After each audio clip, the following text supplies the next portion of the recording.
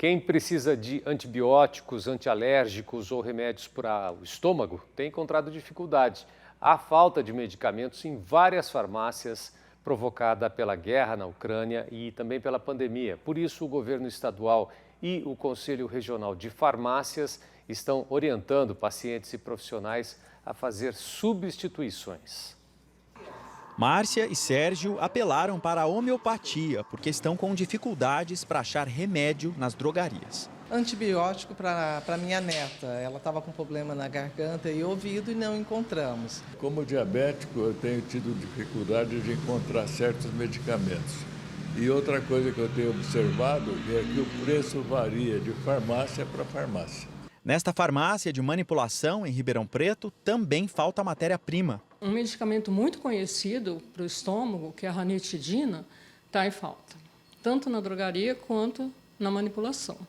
Ele está sendo substituído.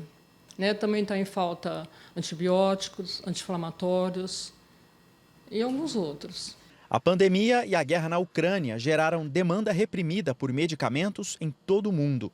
No Brasil, a situação é crítica porque o país importa mais de 80% dos insumos utilizados na fabricação de remédios. A gente ficar dependente, praticamente hoje nós somos 95% dependente dos IPAs internacionais, e diante do que a gente passou, seja a Covid, depois um cenário de guerra entre a Rússia e a Ucrânia, que comprometeu, criou-se, os estados recuaram, acabaram segurando esses insumos como uma forma de reserva. Isso impacta realmente e demonstra a necessidade de um debate, certo? E aprofundar literalmente a necessidade de sermos suficientes na produção desses medicamentos, pelo menos os básicos. O desabastecimento já chegou à rede pública municipal.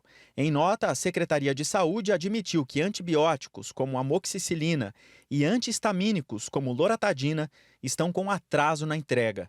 E que, apesar de haver estoque, poderão ser substituídos por outros medicamentos, caso necessário. O problema tem se agravado e já chegou, inclusive, a algumas entidades de Ribeirão Preto, como, por exemplo, o Cantinho do Céu, onde a maioria dos 45 pacientes sofre de paralisia cerebral grave. Por aqui já faltam antibióticos e isso preocupa a equipe médica. O médico voluntário do Cantinho do Céu diz que precisou substituir a amoxicilina no tratamento de alguns pacientes por várias vezes e teme o desabastecimento total. É um problema mundial, não é um problema somente local, e tem a preocupação muito grande realmente quando nós prescrevemos o antibiótico, o paciente está com uma infecção, ele realmente precisa do tratamento, precisa ser rapidamente iniciado esse tratamento, e isso nos preocupa bastante. O Conselho Regional de Farmácia divulgou um documento em que constata que há falta de antibióticos, mucolíticos, antihistamínicos e analgésicos em grande parte das farmácias do estado de São Paulo. Ressalva que o problema é global, influenciado pelo fechamento de portos, dependência de insumos externos, estratégias de políticas públicas e financiamento do SUS. E orienta o profissional da área a verificar se há disponibilidade dos medicamentos prescritos em outras unidades. Se o medicamento fizer parte de um tratamento específico, a orientação é entrar em contato com o médico responsável pela receita para consultar sobre a substituição. Os genéricos podem ser uma opção nesse momento de crise, assim como as farmácias de manipulação. No caso de remédio para o estômago, por exemplo, há outros tratamentos seguros. A ranitidina ela pode ser substituída pela famotidina, que é um outro medicamento para o estômago também. Ela pode ser, na fitoterapia, pela espinheira santa, na homeopatia pela anusômica. Em relação aos preços, apesar do relato de alguns consumidores sobre a alta, a prática é regulada, ou deveria ser.